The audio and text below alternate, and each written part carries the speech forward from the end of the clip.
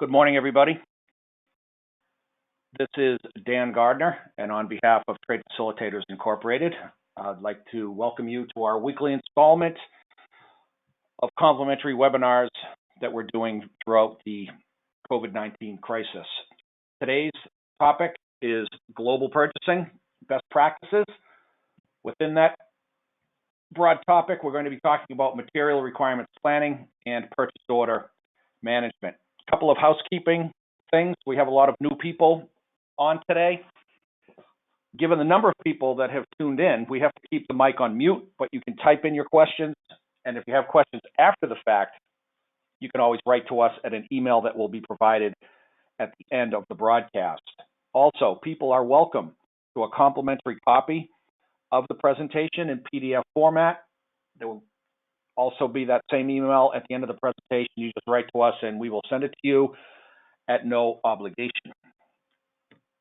We have a fair amount of slides to go through today. Super interesting topic, at least from my perspective, especially as it relates to the nexus, the crossroads of purchasing, overseas international purchasing, and the logistics component that helps to facilitate the movement of goods. We'll get into some more detail on that in just a bit, but it's a topic that became of interest to me. I actually come from a third-party logistics background, freight forwarding, customs brokerage, et cetera, and started to branch off and study other aspects of supply chain, and started out with material requirements planning, actually with a certification I did many years ago with what used to be called APEX, the American Production, excuse me, and Inventory Control Society. I don't have a cold or anything. I actually just took a sip of water and coughed on it a bit. So in any event, much of the terminology that we'll be using today is borrowed from that APEX world. Again, the American Production and Inventory Control Society. So let's move on. Just a quick disclaimer. We're not lawyers. So we're certainly not offering legal advice. Don't construe it as such. We're sharing information and experience and perspective. That's an easy slide to go through. For our agenda today, as we always do, a one-slide intro to Trade Facilitators. That's the company that I own and operate. Also going to include a one-slider, the combination of which, with the intro to Trade Facilitators, will take all of 2 minutes, but it's a service that might be of interest to you, actually unrelated to Trade Facilitators. We'll move on to an introduction to global purchasing best practices. Then we'll get into the heart of the matter, as I like to call it, MRP, Material Requirements Planning, and two very important aspects of MRP, what's referred to as gross to net exploding and lead time offsetting. If you're not familiar with that terminology, don't worry. That's why we're here. We have some good examples that help to illustrate those points. But essentially, the heart and soul of MRP is gross to net exploding and lead time offsetting. We'll move on in best practices specific to PO management, and then some tips on what to include in a purchase order when you're placing a PO on an overseas vendor, but also applicable to domestic vendors as well. Quick intro to Trade Facilitators. We're a consulting and training firm. We're located in Palos Verdes, California. If you're not familiar with the geography of Southern California, we're about 5 miles from the Los Angeles Long Beach port complex. We do three things: work with importers and exporters on designing integrated logistics programs, technology, physical movement of goods, customs related, all that good stuff. Advisory services for customs and border protection, partner government agencies. We do a lot of consulting for digital startups that know a lot about digital stuff, but not so much about logistics and supply chain. We help them to bridge that gap, and we do a lot of training. Everything that we talk about here, we do in much longer, much more private setting, specific to customers and such. So that's that on TFI, Trade Facilitators. I told you it would be quick. And here's something that came up, and I'll begin by saying that I do not at this time have a commercial affiliation with the organization that is behind this service, but it's an ocean transportation service that could be of interest to you. It's specific out of North China, originating in Shanghai. It's less than container load ocean service from North China, offered by a company very well known in the ocean transportation business, ECU Worldwide, ECU. It's one of the largest neutral non-vessel operating common carriers in the world. Been around for ages, owned by an Indian company, global presence. These people are not amateurs by any stretch of the imagination. But really what they've put together is an express ocean service. You can see on the right-hand side. We'll talk more about the destinations in a minute. But that ocean service is intended to replace expensive and delay-plagued air freight. Air freight rates out of northern China right now, you're talking $10, $11, $12, $13 a kilo to different destinations in the United States. And pretty hefty wait time. You might have to wait 5, 6, 7, 8 days to even get your freight moved. So this express service is intended to supplant those inconveniences and expenses associated with air freight. Basically, if you're an importer or a freight forwarder, because EcuLine sells to freight forwarders as well to promote the service on their behalf, if you have operations or destinations from Dallas east of the Mississippi, this should be of interest to you. Multiple destinations, you can see them on the right-hand side, Chicago, Dallas, we mentioned, Atlanta, etc. But if you look at the transit time, and it's a little small here, but normal transit time from Shanghai to LA Long Beach, 14 to 15 days. It's 11 days on a Matson service. If you're not familiar with Matson, it's a steamship line that made its bones in the U.S.-Hawaii trade, Jones Act trade. And they've had this Shanghai to LA service super fast for quite some time. What ECU does is move the goods onward in bond to these various destinations, clears at destinations using team truck drivers to get there, and the transit times are pretty impressive. So you can see, for example, to Chicago, normal transit time, 23 to 26 days. Under this service, 15. And that's for real. So it's upwards of 75% less expensive than air freight. The rates are off on a per kilo basis. If you want to know more about it, write to me, and I'm simply going to put you in touch with the people at EcuLine. So that's that. Let's get into it. And once again, if you have any questions, type them in.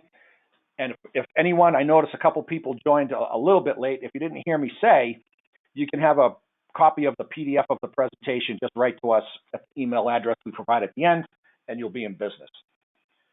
Global purchasing, as a quick introduction. The best way to illustrate the points that we're going to make today is through a mini case study. And we picked a case who both conceptually and operationally is similar to other import business models.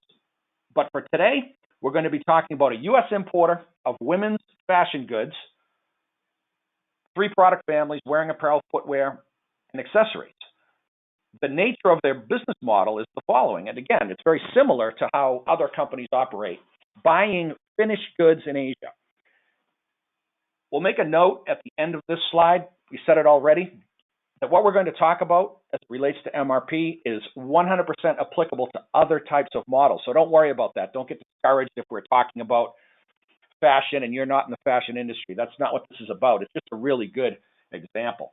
But our importer, our fictitious importer, focuses on its core competencies. They're in the design, sales, and marketing business, and they outsource everything else, including production of their finished goods to vendors in Asia and Latin America in a build-to-order model.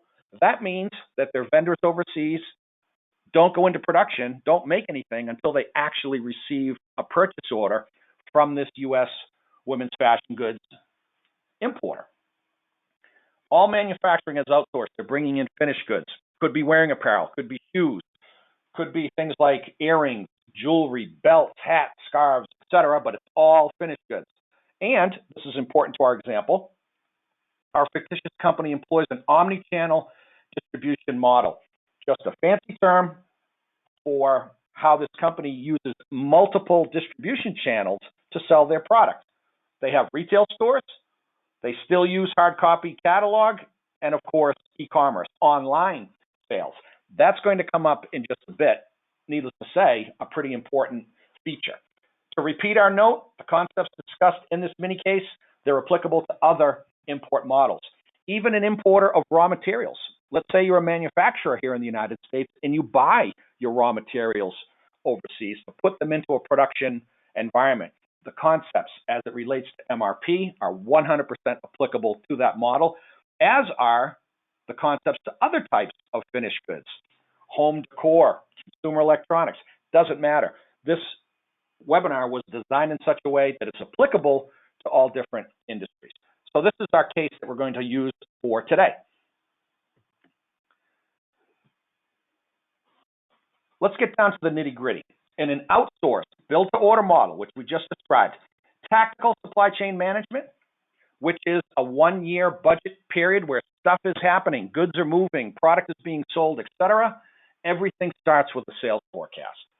Whenever you hear me say the word tactical, what I'm talking about is a one-year period. All the product design has taken place. All of the negotiations with the vendors overseas have taken place. We're ready to get down to business and sell some product. When we say tactical, we're talking about a one-year budgetary period or a one-year sales forecast period. So think of it that way.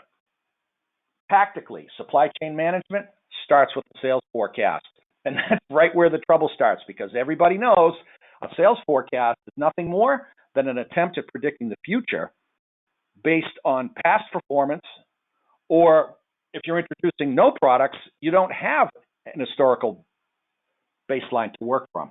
So when an operational undertaking begins with a prediction of the future, you know things are going to go wrong. And MRP helps to make those adjustments between what we thought was going to happen and what really happened, meaning what we forecasted, we thought we were going to sell, and what we're really selling.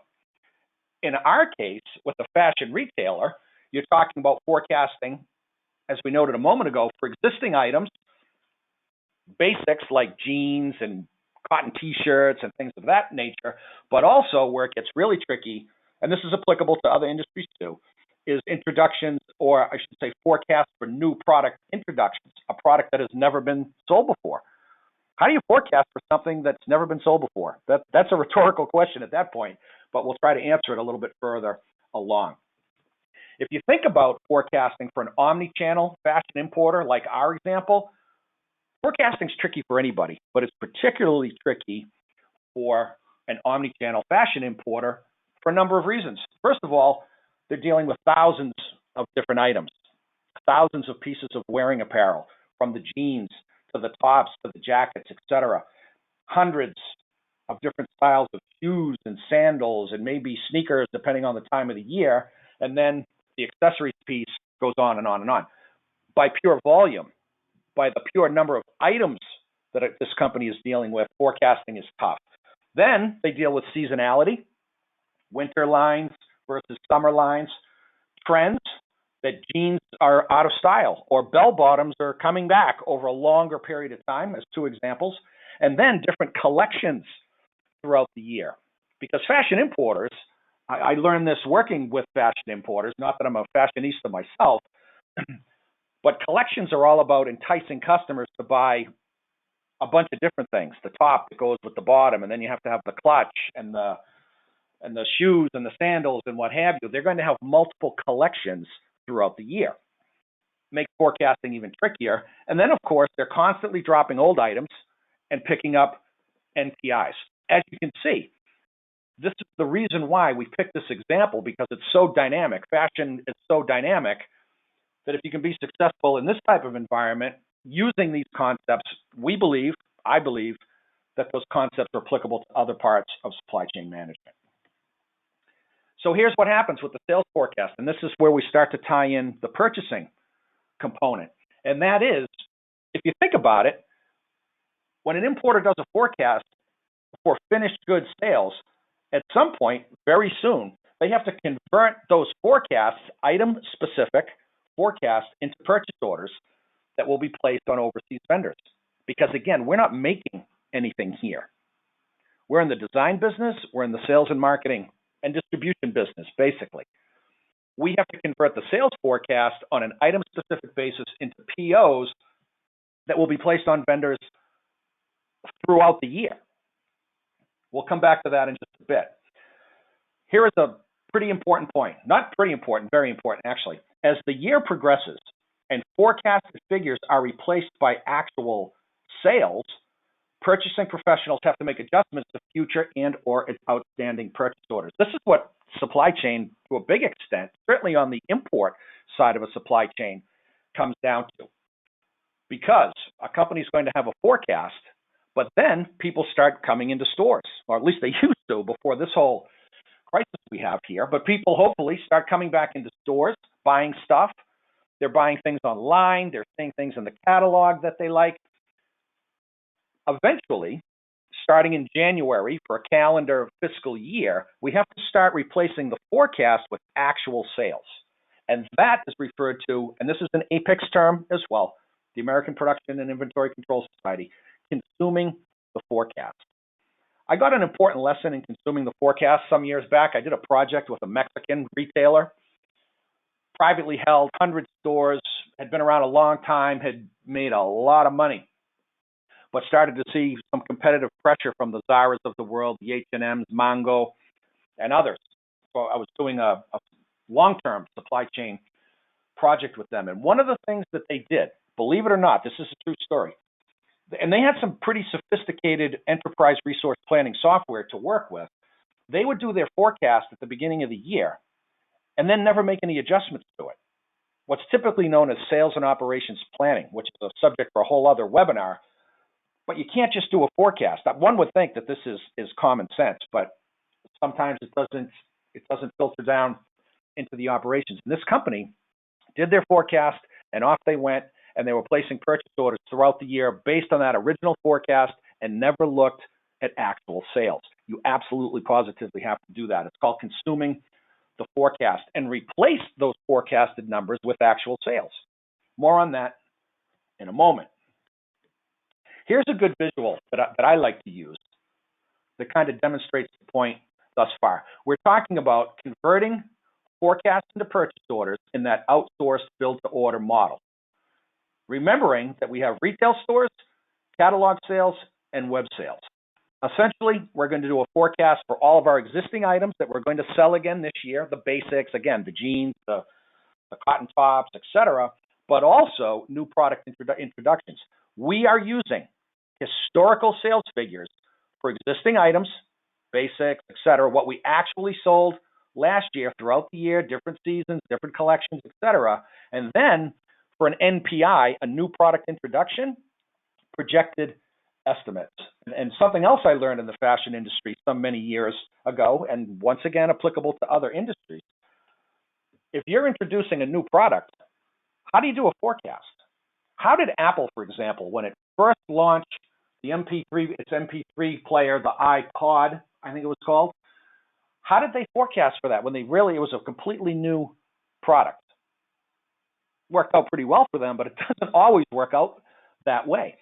In the fashion industry, and I've seen this across multiple companies, for a new item, let's say a new style, a new print of a woman's top, they will look at the historical sales figure for a like product in the past and use that for their forecast. Not exactly scientific, but it happens all the time. The point I'm trying to make here is that it's hard enough to forecast for items that you've been selling all along. It gets even more difficult when you're dealing with new product introductions, and depending on how well that new product does, how do you use MRP concepts to either adjust up or adjust down? A product selling way better than we thought, we need more. A product sold really well, but it's at the end of the season, and by the time we get more, it's going to be too late anyway, so we're not going to do anything. These are the types of decisions, types of scenarios that MRP helps to address.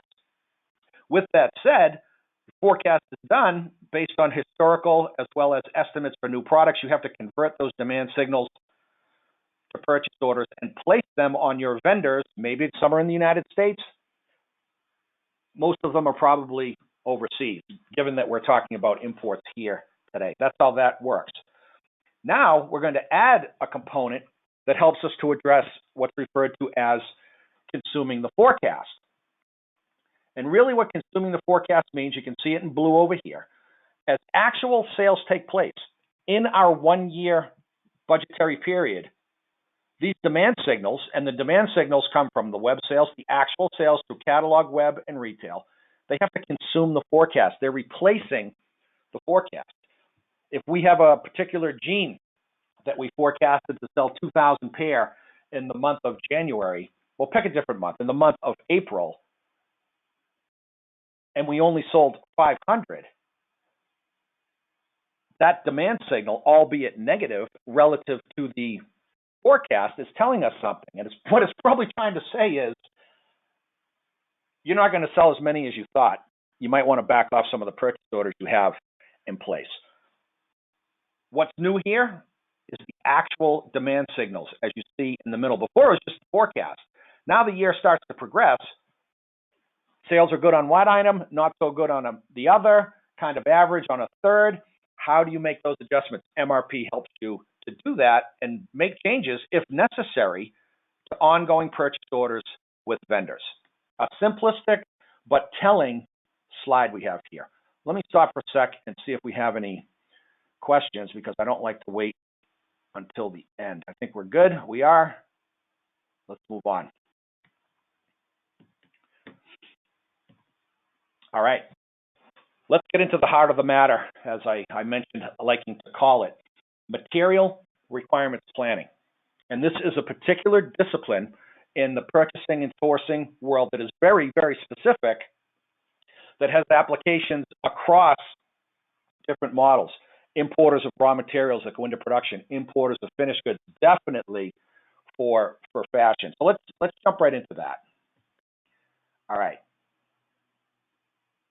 Purchasing agents, the people in an organization that are placing the purchase orders on vendors overseas, they might not realize it because MRP has been around forever, basically, but they use concepts from MRP to manage their buys throughout the year. This little sub-bullet point here, this hash mark, is important because it sets the standard for what we're talking about at a high level. In the end, if you walk away with one thing from what we're talking about MRP, it should be this. MRP comes down to the quantities, timing, and dollar values of purchases made by purchasing people throughout the course of the year. Quantity, how much? Timing, when? And dollar value, what's our budget? Because companies have to realize, most companies anyway, they don't have a bottomless pit of cash. They might only have $10 million to invest in inventory in a given period, or $100 million. There has to be a value component there as well. We can't just go out and buy as many pairs of jeans or as many pairs of earrings as we want for our fashion company. There has to be a budget. MRP, and you'll see this again, how much, when, and what's it worth throughout the year.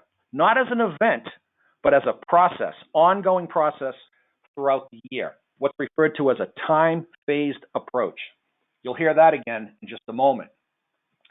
Interesting from a historical perspective to point out, second bullet, that the concepts native to MRP, which are gross to net exploding and lead time offsetting, basically, they came from a manufacturing environment. In fact, if you go to the Apex dictionary, which I have in my office as well as in online format, and you look at the definition of MRP, it's all about planning for the acquisition of raw material that goes into a production environment. That was the very beginning of MRP. And it makes sense historically because after World War II, and the United States was essentially the only industrialized nation that was left intact, we made everything, basically, that we consumed in the United States. That's where MRP came from. And it started out as a manual process and is now completely digitized, which we'll talk about in just a bit as well. MRP for certain. That's where the M came from, material, as in raw material requirements planning. A manufacturer does a forecast for sales. Based on that forecast, they create a master production schedule, what they're going to make and what quantities throughout the year at different plants. Based on that, they determine how much raw material, what they're going to need, and when they're going to need it throughout the year on a weekly basis, referred to as what's called a time bucket. You'll see that term in a minute as well. This is just some historical perspective, but what I found in my journey, because I'm still studying this stuff, as more and more companies outsource their production, they continue to borrow from MRP to help manage the transition that we spoke of a moment ago from forecasting to purchase orders.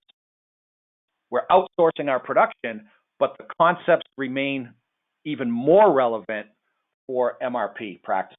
Let's see why.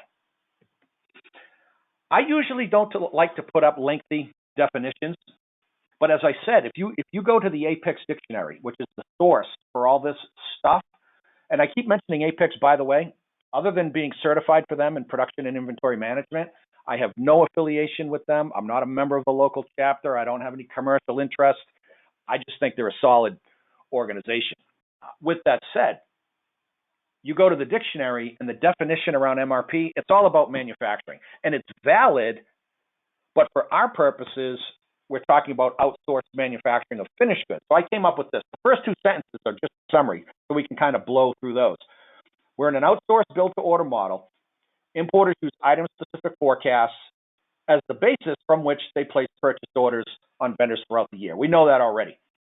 To reiterate, and I italicized and bolded this with a focus on quantities, timing, and value of those individual POs that we're placing on our overseas vendors, there are two super important concepts. The first is called gross to net exploding. That deals with the quantities that we're going to order throughout the year, making adjustments based on actual sales. And then the second is the timing, based on a term we'll study in a moment called cumulative lead time, known as lead time offsetting. Before we go any further, I'll share a brief anecdote with you. I think it's relevant. Certainly was relevant in the evolution of my career. As I mentioned previously, I came from a forwarding and customs brokerage background. I'm a licensed customs broker, worked in 3PL my whole life, and started in sales, actually, and found myself calling on customers in the fashion space, in consumer electronics, in life sciences, that these people were very sophisticated, and they were speaking a different language. They were speaking the language of supply chain, materials planning, gross to net exploding, lead time offsetting. And I was speaking the language of shipping. How much for a container from Yantian to Long Beach? What's the air freight from Shanghai to Chicago? That's important in that line of work. But if you really want to understand the language of your customers and create value outside of cost, which again is super important, you have to study their language, walk a mile in their shoes. This is when I did this certification through Apex. And I know they changed their name. I don't even know what it is anymore. But again, just a super, super great resource. When I started to study this stuff, I started to begin the transition, which is a never-ending evolutionary process, from just being a freight guy, which is nothing wrong with that, to being a supply chain executive. And that's a different ballgame entirely. And I know, because I see the list of attendees, there are a lot of 3PLs online today. The ability to speak this language and understand the non-logistics related challenges of your customers will create value for you and help you to close more business. It certainly did for me. With that said, second paragraph, we'll wrap this up. As the budget year unfolds, meaning people start going to stores and buying stuff online and what have you, customers are buying. Replenishment goods are at different phases of production and inbound shipping. We will come back to this in a moment. What's in the pipeline?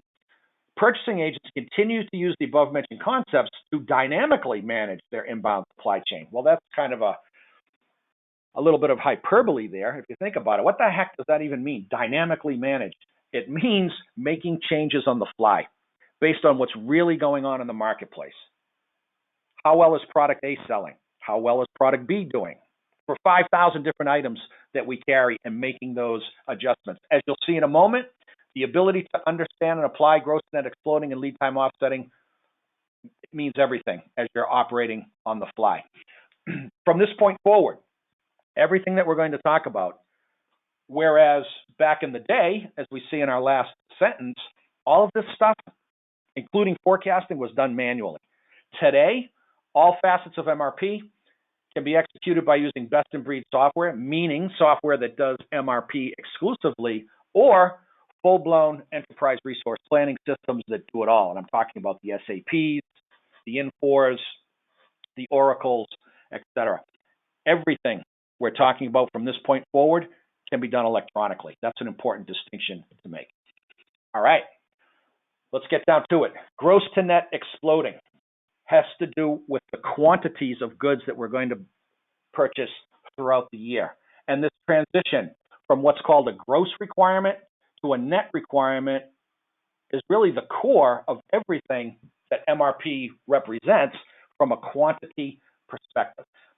It is a time-phased approach, meaning it's not an event. It's an ongoing activity, typically on a weekly basis, to determine how much of an item needs to be ordered at different points throughout the year. We mentioned this term previously. Let's mention it again formally. Quantities doesn't have to be, but normally based on a 1 week period, week 1, week 10, week 50, etc. Those 1 week periods are called time buckets. That's an actual, again, Apex term. Gross to net exploding is all about quantity. But here's what gross to net exploding recognizes. The gross requirement, as it's called, starts out as that forecast number for a specific item. We're talking about item-specific activities here. The gross amount is what the forecast is telling us. Obviously, we're going to make adjustments based on consuming the forecast, actual sales. We've been through that a couple of times now. But this concept, this practice of gross to net exploding recognizes that in a going concern, a business that's been running for a bit, a couple of years at least, that at any given time, a certain amount of item-specific inventory is already in the supply chain, or at least we're planning to have goods in the supply chain out into the future, week 10, week 20, week 50, as we mentioned. In the fashion world, especially for things like basics, stuff that you always have, again, the jeans, the t-shirts, etc., you're going to have inventory on hand when you start the new year, just stuff you didn't sell. That's almost inevitable. You don't necessarily want to do that, but it's likely that you will. You'll have goods in transit, stuff that's coming in throughout the year. You'll have outstanding purchase orders that have already been placed on vendors, that once they get past their last cancellation date, you're pretty much stuck with them. And then there's planned PO releases. What gross to net exploding tells us, and what the algorithms in MRP software does, is to take those gross requirements in the form of forecasted sales. They account for consumption of the forecast of actual sales, and then do all kinds of crazy math calculations behind the scenes, these algorithms, to determine how much inventory is the system telling us we're going to have on hand in week 40, what goods are going to be in transit and when are they going to arrive, what POs are either outstanding or going to be outstanding, and what planned PO releases do we have. So we go from a gross requirement to a net requirement, and the net requirement is take all this stuff out, subtract it from the gross requirement to get to the net requirement. Let's throw up a quick example.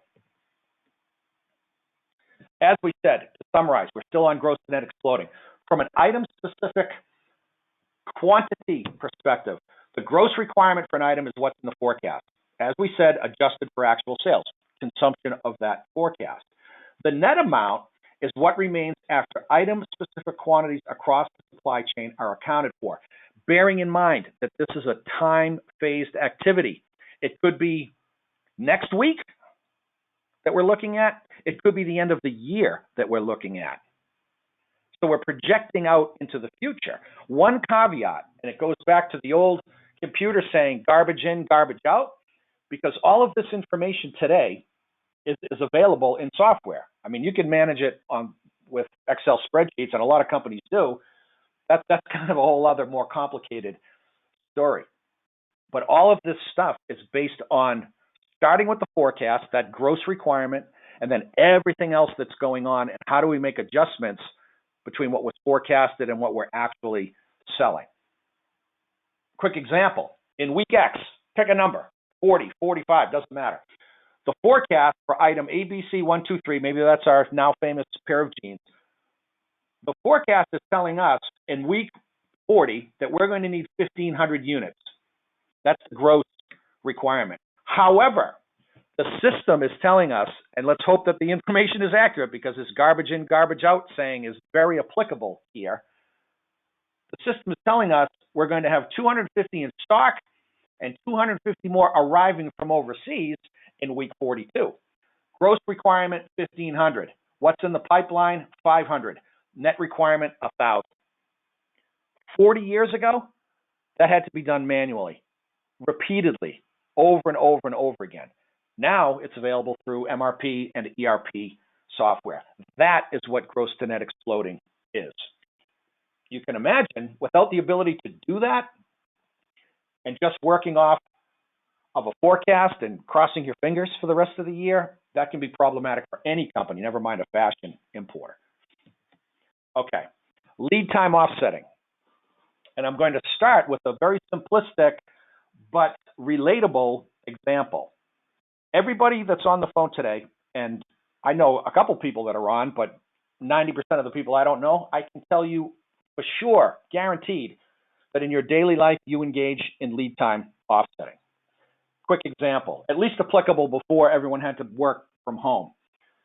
If you have to be to work at 8 o'clock in the morning and it takes you 45 minutes to get to work, give or take if you make some lights or if there's an accident or what have you, you know, based on historical experience, what time you have to get up in the morning to be out the door by 7:15 to get to work by 8 o'clock.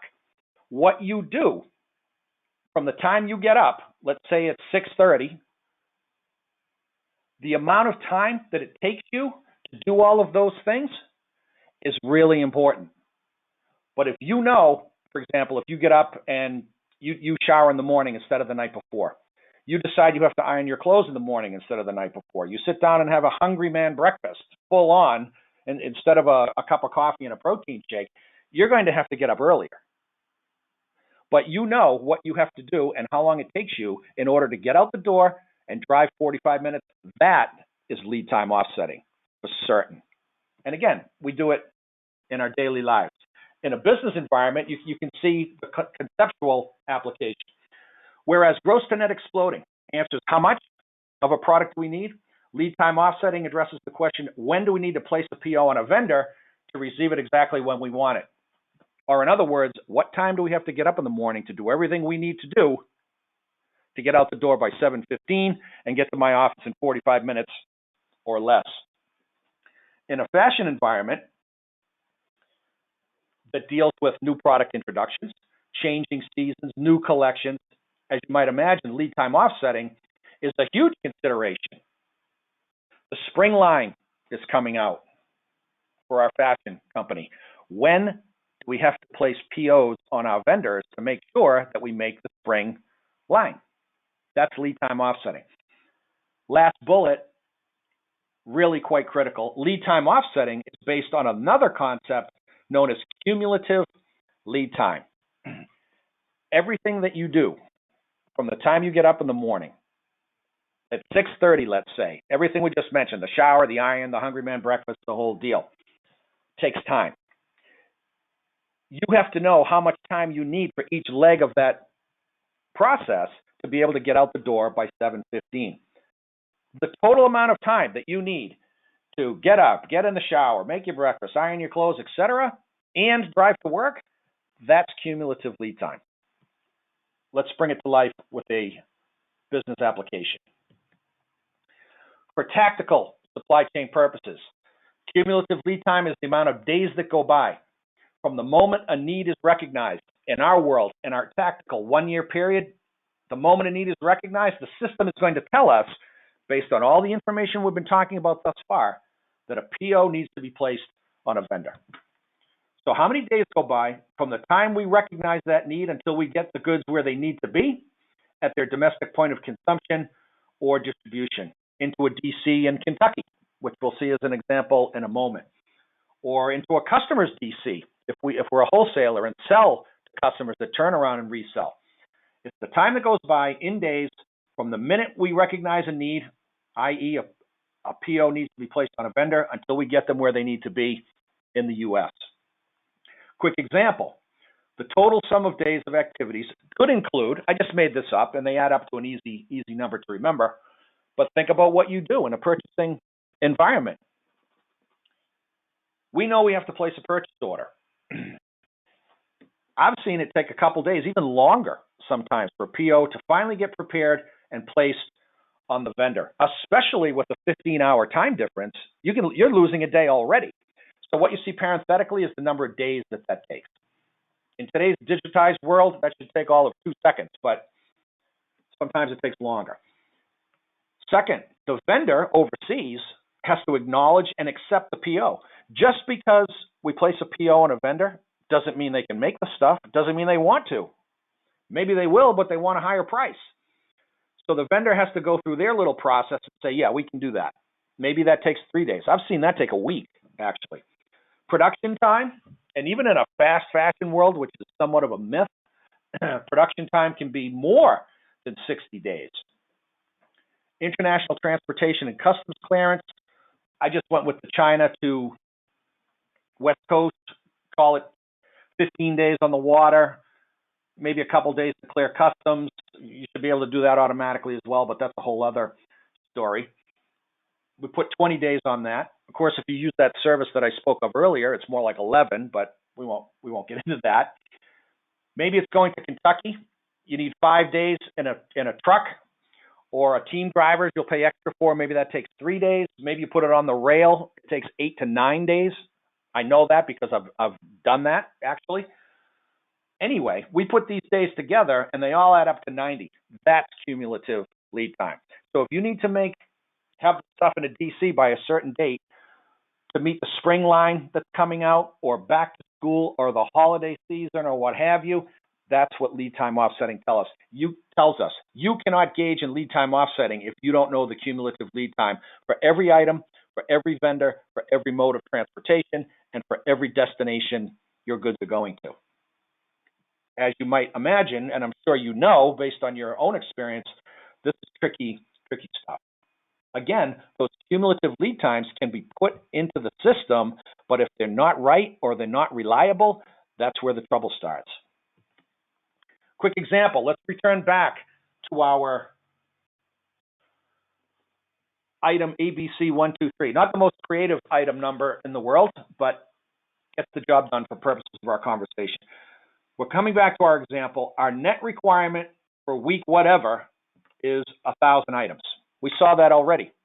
The forecast called for 1,500 in week X, I think we said week 40, but we're planning on having 250 in inventory in week 40 and another 250 in transit coming in that week.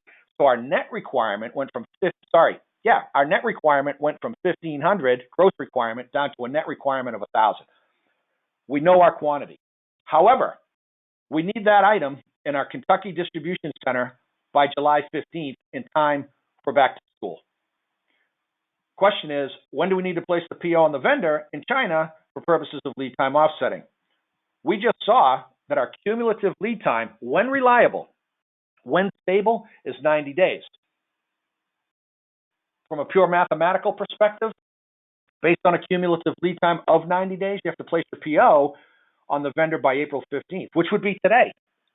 Right after you get through paying your taxes or getting your refund back, you place a PO on this vendor. That all sounds very rosy, but anybody that's involved in this stuff, be you a logistician, a 3PL, a purchasing person, a financial person, it doesn't always work out that way because there's variation in the supply chain. The vendor's supposed to take 60 days. They couldn't get their hands on the raw materials they needed, so it took 75. Goods got stuck in customs because it's wearing apparel and the invoice didn't look right and customs wanted to look at it. That 5-day clearance time turned into 15. That's called variation. Anytime there's a variance between what you predicted cumulative lead time to be and what it actually was, creates disruption in the supply chain. And that's one of the big reasons why people in logistics and supply chain have jobs, because something is always going to go wrong.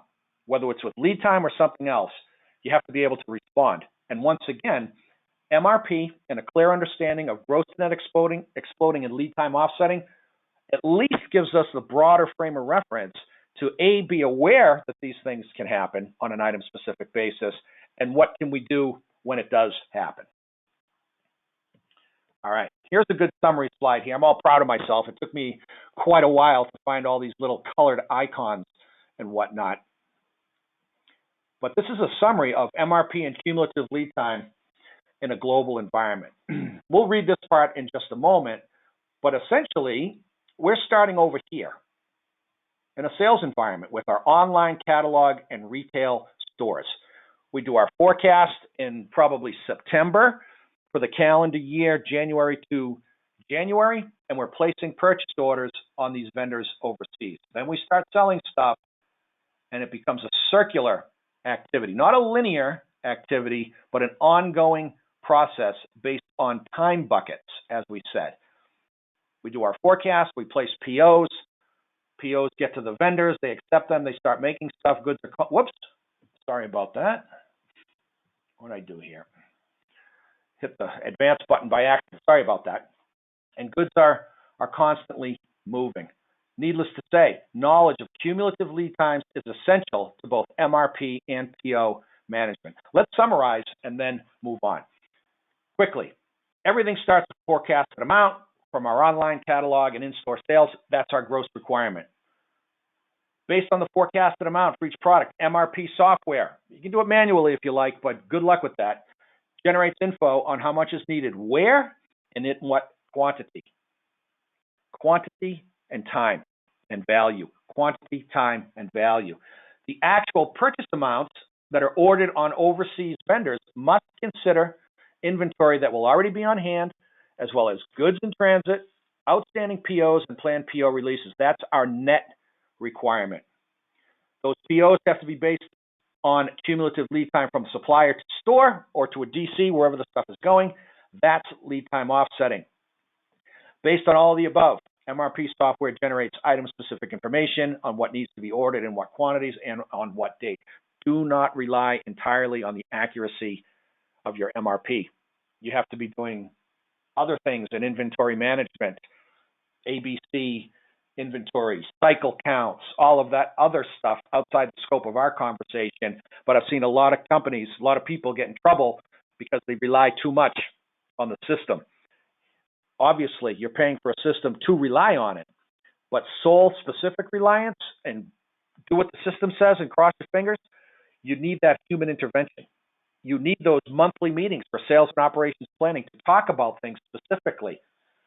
Complement technology with the application of human knowledge, I guess is what I'm trying to say here. But this is a good summary slide. Again, I wish I could spend more time on it because I'm so proud of how it came out. All right, moving on. And I don't see, let me just double check here, questions or anything. Kind of a quiet crowd, that's okay. You can ask questions anytime. Now let's talk about best practices in PO management with our remaining 13 minutes or so. We might run over 5 minutes as I always do, but that's okay. I have 30 slides. A couple of them are transition slides, so don't worry about that. All right, we're moving on. Best practices in PO management. In addition to the planning, everything we talked about thus far, there's a number of best practices that can be observed that support your tactical execution. When possible, emphasis on when possible, have a contractual purchase agreement in place with vendors. That is in addition to a PO. A purchase order can definitely serve as a contractual agreement. There's no question about that. And again, we're not lawyers, but that much we do know. I've seen people place orders on vendors overseas for a couple $100,000 with an email. And that technically, if accepted by the vendor, becomes a contractual agreement as well. You can get away with not having detailed purchase agreements, I guess is what we're trying to say, to the extent that you can, with more detail to back up how POs are prepared, could be a good way to proceed. That depends on your business model, your resources, how big your business is, etc. But the POs are then prepared on the detailed content of the purchase agreement. Second bullet, I should say last bullet here, because we're outsourcing our manufacturing, we essentially not only have to tell our vendors what to make, but honestly, how to make it and what ingredients go into it. I always refer to the bill of material, for example, as a recipe for the products. I've mentioned jeans as an example. We know that there are different levels of quality for jeans. You can go to a discount retailer and literally, because I've done it, buy a pair of decent jeans for $12. Now, people might be gasping on the other line. Where do you shop, pal? But it's true. You can also pay for maybe a perceived better brand, but of higher quality as well, for a couple $100. It just depends on your taste, really. But the bill of material, I would hope, is going to be different for that $12 jean versus the whatever, $200 jean.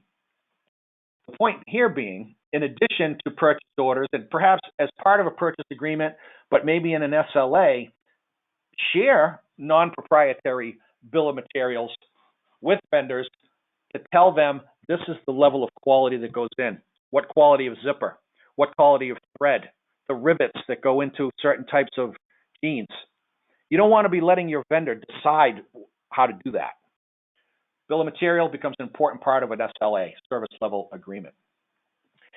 What we're going to talk about now is as much philosophical as it is tactical, but it is important philosophical grounding. And this is a term that I dreamt up. I never copyrighted it or trademarked it, but I thought it up once upon a time. Treat your purchase order as the Genesis document. Genesis being a biblical term meaning the beginning for your entire inbound supply chain. We said at the top end, the tactical supply chain starts with a forecast. That's 100% true. But we also said you have to convert your forecast into POs. That's the Genesis document. That gets the ball rolling, especially in a build-to-order environment where a vendor will not lift a finger until they get a purchase order and a down payment, as we see here. So based on that PO, the overseas vendor starts to begin their planning of production, including they're going out and getting raw materials based on the bill of material that we shared with them.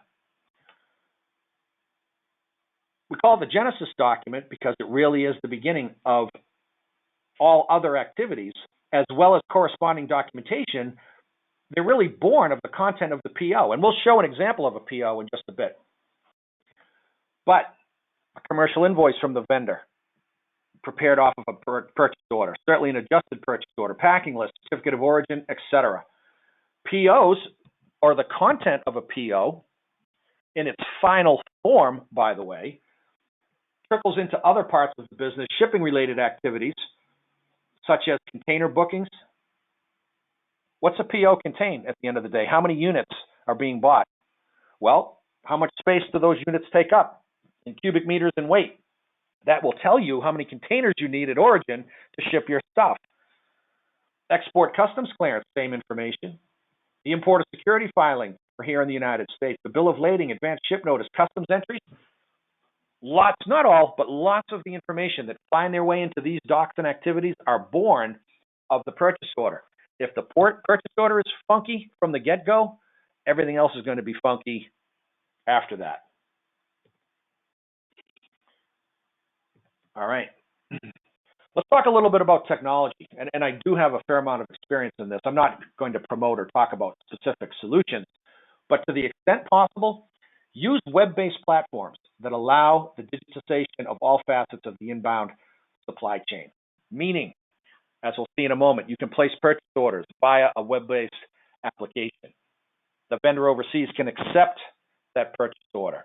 The 3PL can be engaged in activity as goods are being manufactured and shipped.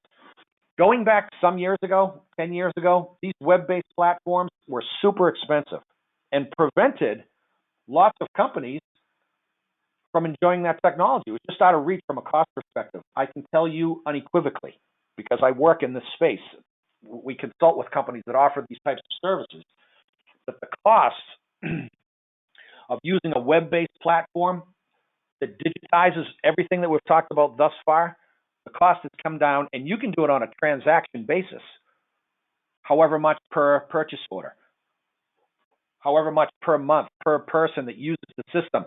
Trust me when I tell you, the costs have come down considerably, and the return on investment is definitely there. You want to have permission-based access to supply chain partners so your vendors can go in, your 3PLs, customs brokers. They're only going to see what you allow them to see, but it's an important consideration.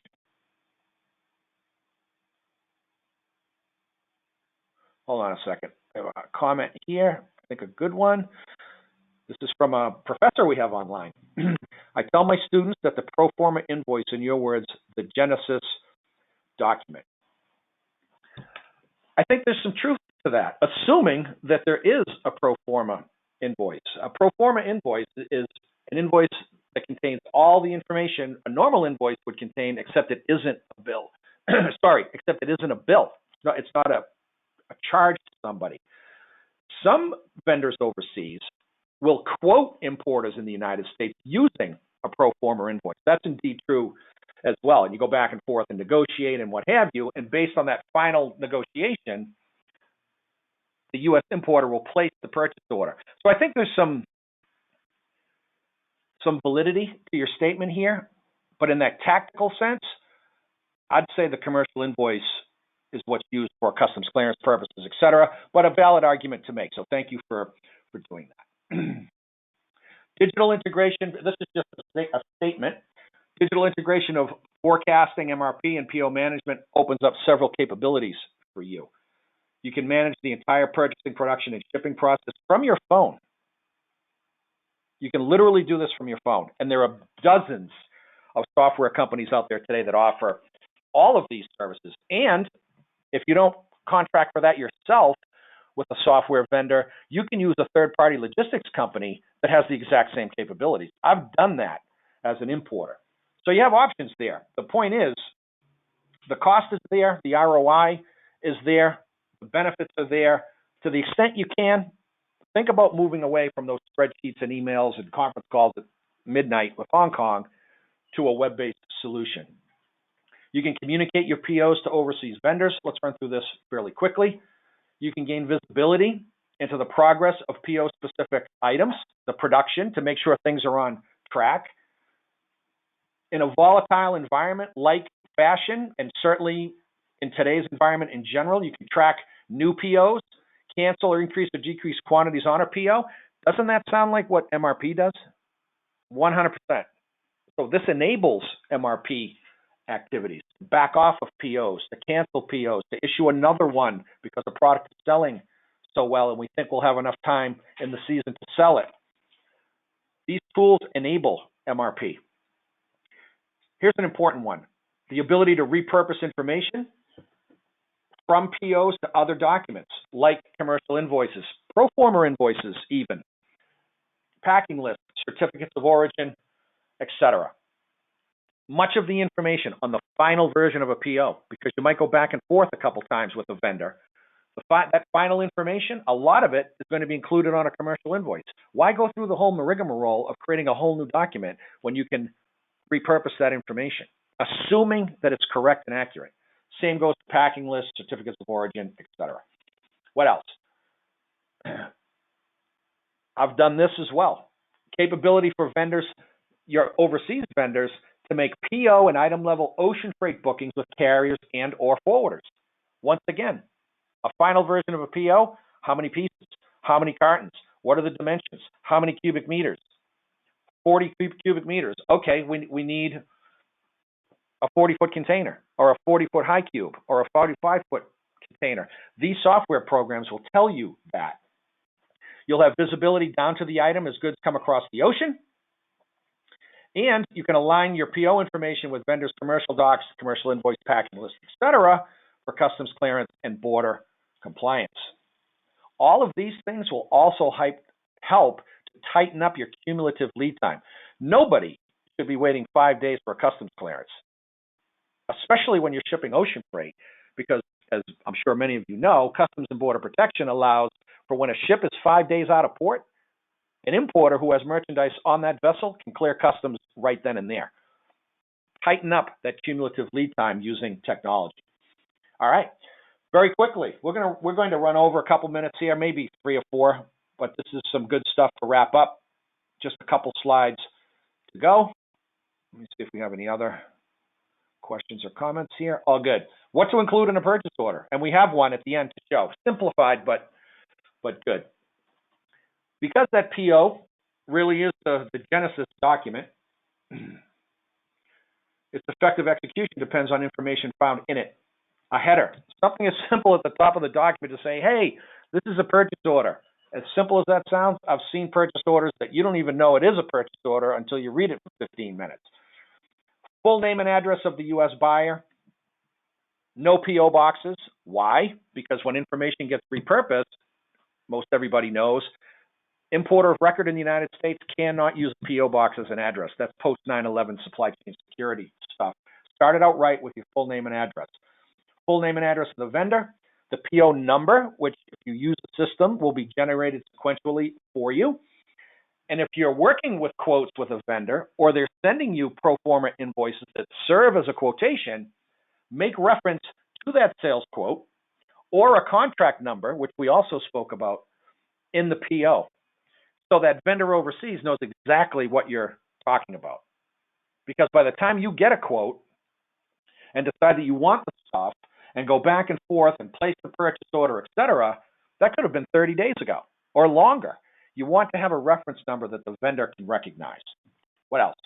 The vendor number generated by your system, the date of PO issuance spelled out. This is just a general recommendation for international trade. I learned this when dealing with letters of credit overseas, that 8/12/20 in the United States is the 12th of August. Everywhere else in the world, it's the 8th of December. They invert the month, they being other countries around the world, invert the day and the month. We want to spell out, especially in 2020, because as someone pointed out to me earlier in the year, if we go 8/12/20, someone more nefarious than we could put in 2019 or 2018. So kind of silly, kind of anal, but spell out the whole thing and then go 2020. Full name of the purchasing agent. Most companies, depending on their size, I've seen purchasing departments in companies with dozens of people. I've seen them with 6 people. I've seen them with 1 person. Full name of the agent, mode of transport. Is it air freight? Is it ocean freight? If it's coming from Mexico or Canada, is it truck or rail? Quite important there. And then, of course, your Incoterms 2020 rule. We do a half day on Incoterms, so we don't need to go down that rabbit hole here. But if you're issuing purchase orders that don't have an explicit Incoterms rule in them that will find their way into the commercial invoice, onto the bill of lading, etc., you're just asking for trouble. More on that, actually, in our example. A couple more slides and we'll be done. I think there's 30 slides here, and it's 11:32, so that's not too bad. For those of you who know me, I'm usually run over. What else? Your payment terms. Is it a letter of credit, which is the subject of next week's webinar, by the way? In a build-to-order environment, not unusual for vendors overseas to ask for 30% up front, 30% on generation of the bill of lading, and then the balance due sometime after that. What's the quantity? What's the unit of measure? Is it dozens? Is it liters for a liquid that we buy? Is it pairs of shoes?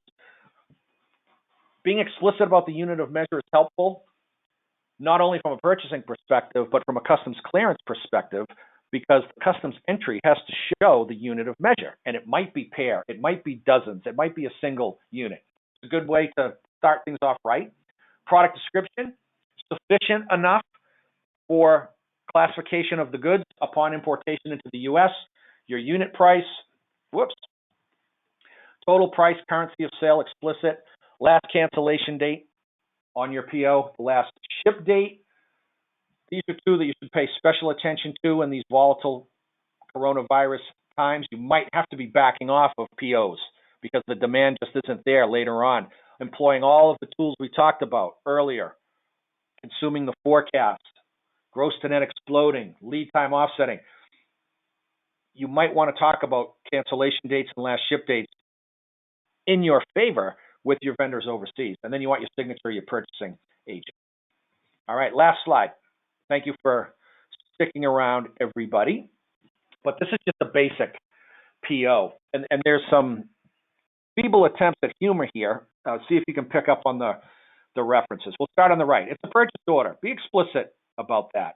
We have our PO number generated by our system, a sales quote reference number, meaning that we as the buyer, the importer, this company called Culinary Supply Corporation, would have received a quote, perhaps in the form of a pro forma invoice, from the vendor overseas, Equipos Culinarios, and we want to make reference to that sales quote because it probably happened a month ago. And the vendor's been doing a million other things since then. If we have a contract in place, a service level agreement, put the number of that in there too. Vendor number generated by system. Full address, and here's where some of the feeble attempts at humor come in. Culinary Supply Corp., Artisan Way, Rochester, New York. Attention, Elizabeth Crocker. You get that, Betty Crocker? I know it's not very funny, but we're trying here. Who is the PO being placed upon? Who's the vendor? A company in Italy, Equipos Culinarios, full address, Corleone, Sicily.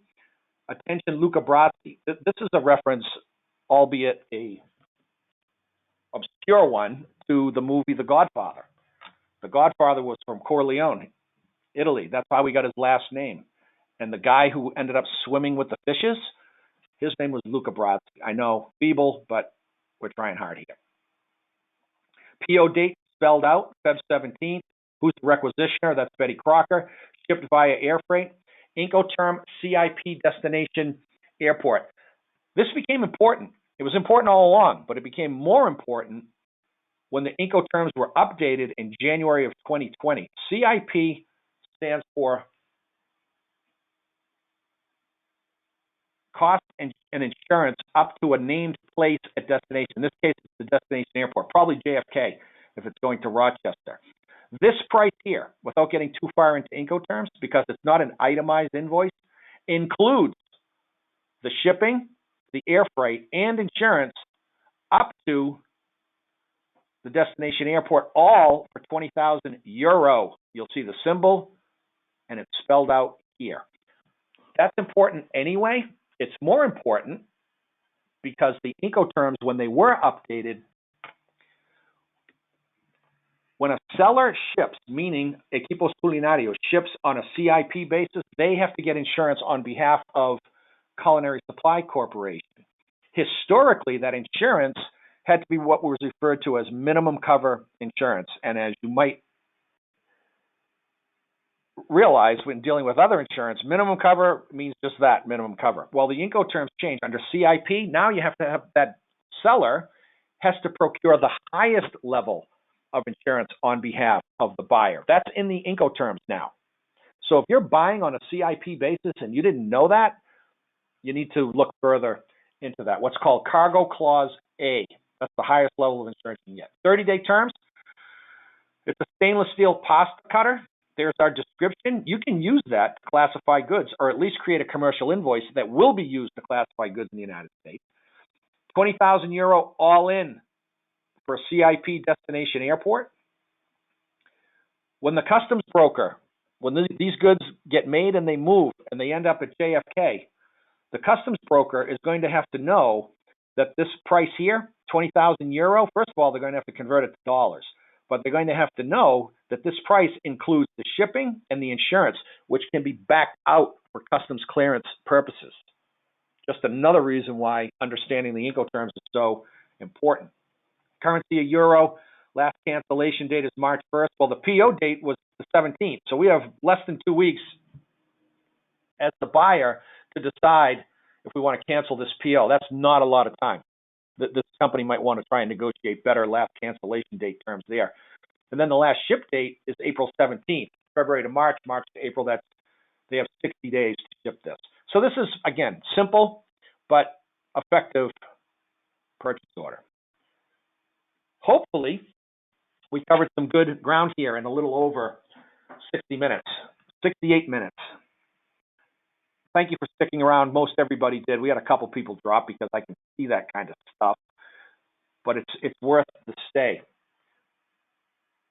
Under normal circumstances, MRP, gross net exploding, lead time offsetting, cumulative lead time, those are tools you need to be using. In a volatile environment where you just don't know what demand is going to look like throughout the rest of this year and even into next year, you have to really tighten things up. That's why we chose this topic to discuss today. Of course, we moved on to some best practices, talked a little bit about technology. The only thing I'll say about the technology piece is that the cost has come down to where the ROI is definitely there. You're going to be more efficient. You're going to not necessarily buy better, but when it comes to quantities and visibility and understanding lead times and where your stuff is at any given moment, those activities will be enhanced for sure. And then, of course, we went through some content for your basic PO. So with that, I'll stay on for a minute and see if any other questions come up. And last slide. Next week, we're going to talk about letters of credit, which is a payment mechanism in international trade. We'll look at it from both as an importer and an exporter.